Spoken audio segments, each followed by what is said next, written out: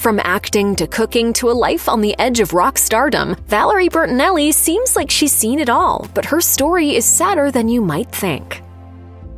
The dynamic of Eddie Van Halen and Valerie Bertinelli's relationship was typical of many young Hollywood couples. Their whirlwind romance was riddled with ups and downs, though the pair lasted longer than many might have expected. Van Halen and Bertinelli were married for 20 years and had a child together, before separating, then divorcing 6 years later. So it is no surprise that Bertinelli was greatly impacted by her ex-husband's death. Van Halen died of cancer at age 65. Bertinelli spoke out about her grieving journey in an Instagram Live, telling her followers, "We had some very difficult, very challenging times, but we had some beautiful times too. And the lovely thing about grief, the gift that it gives you, is that it's so much easier to remember the beautiful moments than the challenging and the difficult moments that you have with that person." The actor also revealed that she was shamed for grieving Van Halen's death, even though she was married to him for decades and they shared a child. In an interview with Today, the actor had this to say, "It's weird. Grief shame is something I never thought would happen to me, and I miss him, and I'm allowed to miss him.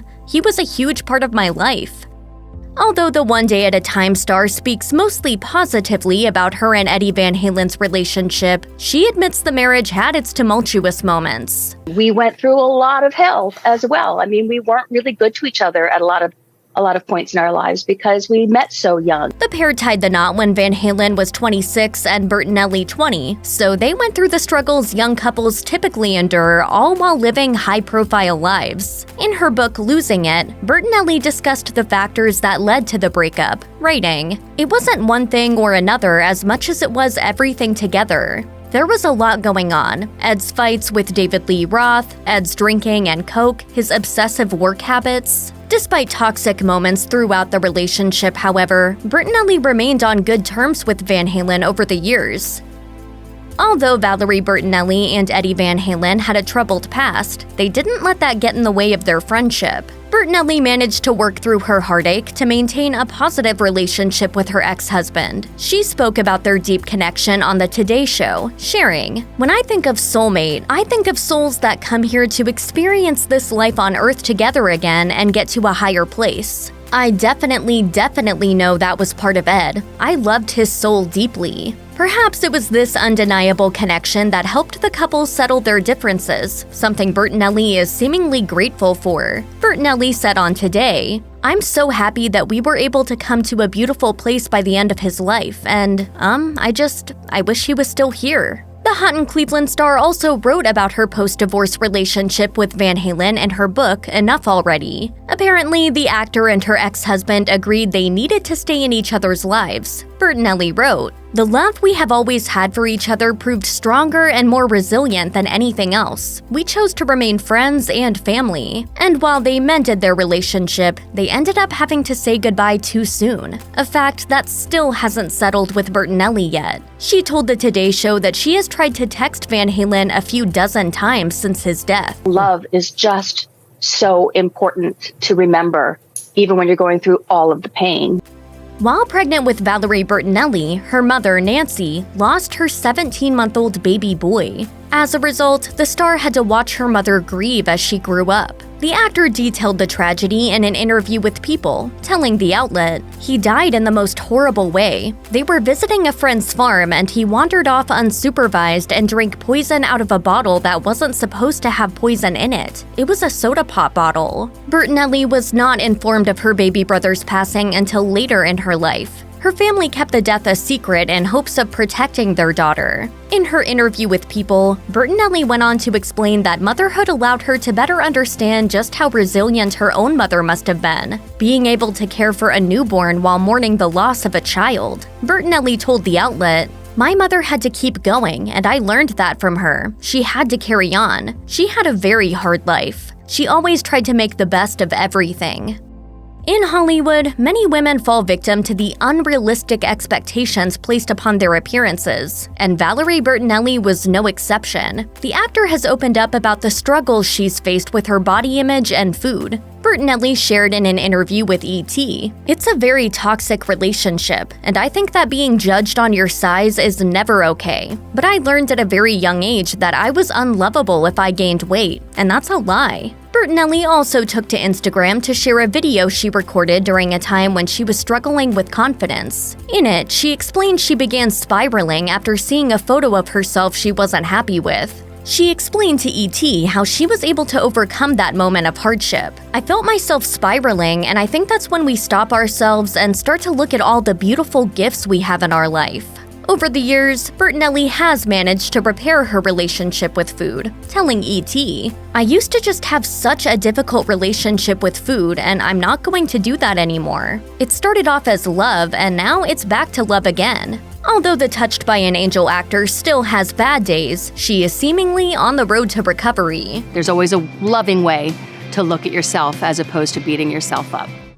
In 2009, Valerie Bertinelli's One Day at a Time co-star Mackenzie Phillips sat down with Oprah Winfrey for an interview that shocked the nation. In the interview, Phillips discussed the sexual abuse she endured at the hands of her own father, John Phillips of the Mamas and the Papas, and how it led to her drug addiction. I felt like I was trying to climb up a cliff. Really? I felt like I was trying to make you believe me. Although Phillips admitted those closest to her didn't know about the sexual abuse, Bertinelli, who surprised Phillips during the interview, seemed to feel guilty for not helping her co-star through those difficult times. According to a story in TV Guide, Bertinelli told Phillips, "I had no idea what you've been through. I feel regret that I wasn't there for you as much as I could have been. I was so wrapped up in my own life and my own, drama of being in my life because I've dealt with substance abuse. And so I wasn't paying attention to my sister, and I feel bad for that."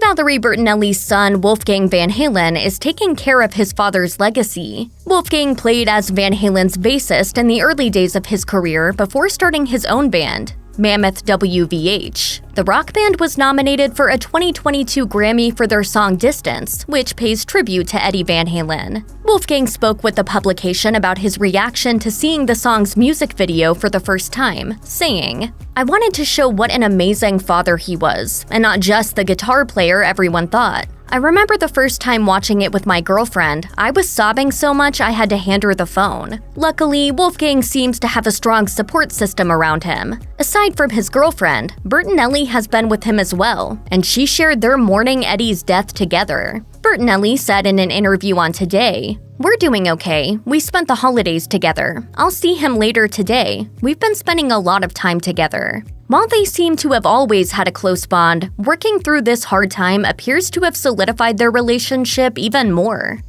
Valerie Bertinelli has been very open about her battle with body image issues and her relationship with food. Despite her candidness about these struggles, however, internet trolls have been quick to take jabs at her physical appearance. Luckily, the TV icon is not afraid to put bullies in their place. She once posted an Instagram video calling out the users who made these insensitive comments and explained why rude commenters should be more sympathetic. Bertinelli said in the clip, "Because when you see somebody who has put some weight on, my first thought is, that person is obviously going through some things." She added that these insults are particularly hurtful to her because she's been struggling with her relationship with weight for years. Bertinelli said in the clip, "But since I haven't been successful with that my whole entire life, at 61 I'm still dealing with it. You think I'm not tired of it, lady? Where's the compassion?" On the Drew Barrymore show, Bertinelli spoke about how she's taken on a new outlook for her body image, despite hateful comments and internal struggles. Bertinelli told the host, "My body is not what makes me lovable. It's my heart and my mind and how I treat you."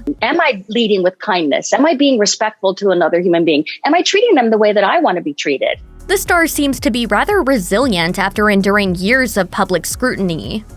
After Valerie Bertinelli's divorce from her first husband, Eddie Van Halen, she was able to find love again with Tom Vitale. The two married in 2011 and remained together for 10 years. There were perhaps signs of trouble from the start, however, as the couple had difficult relationship histories with past partners. Vitelli told AARP, "Val and I were coming from a tough time and wanting to move on, but didn't want to trust anyone." The businessman had just gone through a divorce, and Bertinelli was still healing from her past with Van Halen when the two got together. People reported that Bertinelli listed irreconcilable differences as the cause for separation on legal documents.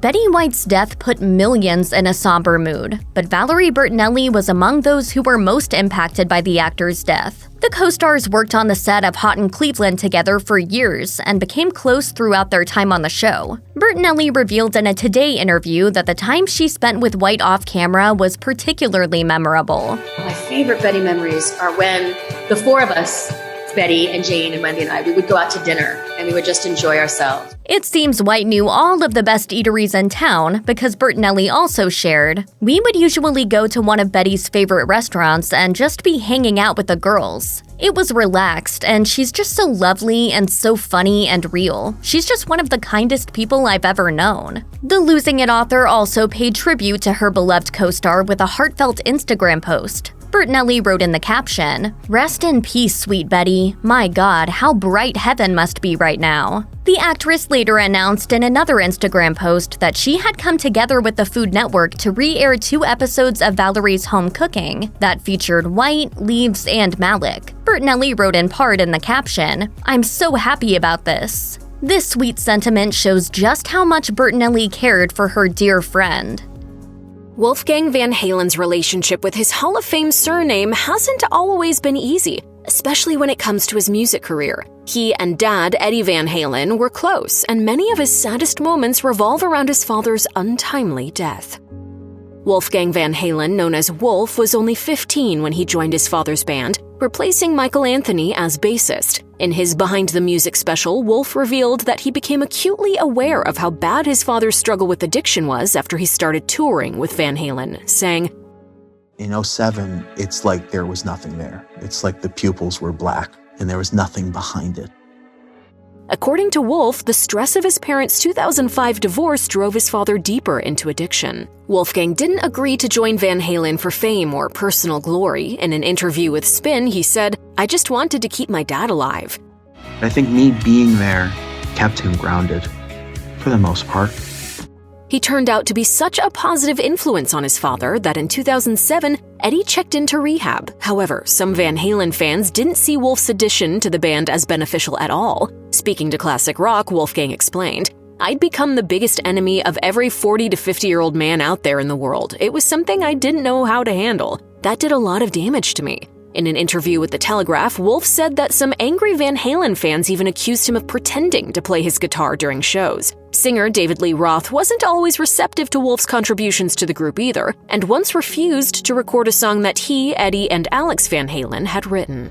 When Wolf was 8 years old, his dad was diagnosed with tongue cancer, which later spread to other organs. On The Howard Stern Show, Wolf said, "At the end of 2017, he was diagnosed with stage 4 lung cancer, and the doctors were like, 'You have 6 weeks.'"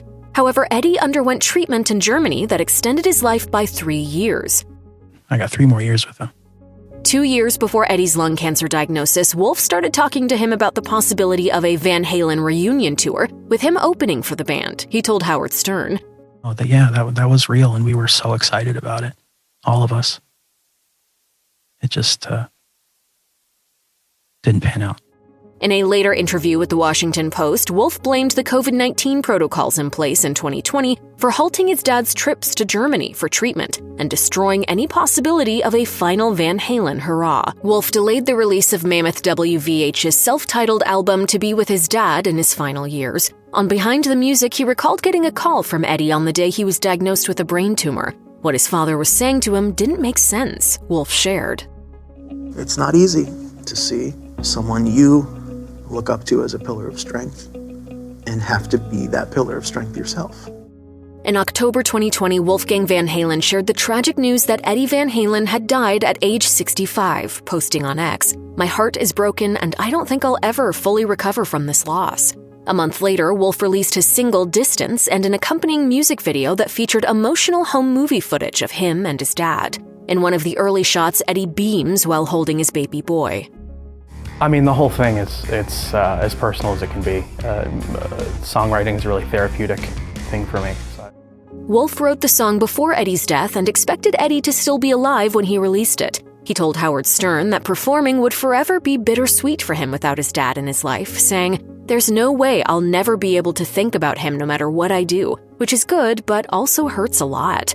Wolf told Rolling Stone that his dad's final days traumatized him so much that it's become unbearable for him to watch hospital scenes on television, explaining, "Even hearing hospital sounds is a huge triggering thing now. I don't even like hearing things like an automatic dispenser for hand sanitizer. It's almost a PTSD-like trigger."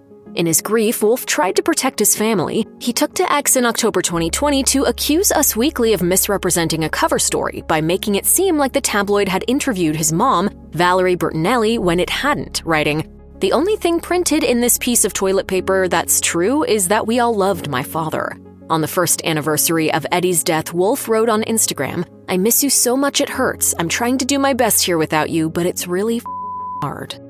Wolf has been open about his experiences with depression and anxiety. In his 2023 interview with Classic Rock, he listed off a few of the factors that have contributed to his mental health issues, including Eddie Van Halen's substance use problems and an unfaithful ex with whom he had been in a long-term relationship with since high school. He told the Washington Post, "I had a family member steal from me." Wolf explained that his ex ran up charges on one of his credit cards after their breakup. Internet trolls have been another frequent stressor for Wolf. Many of his are haters who can't stand to see him succeeding in his musical endeavors. Because he bears his father's surname, some people just want to write him off as a privileged Nepo baby. Speaking with Classic Rock, he said, "I'm not a person to some people, I'm just an extension of the name."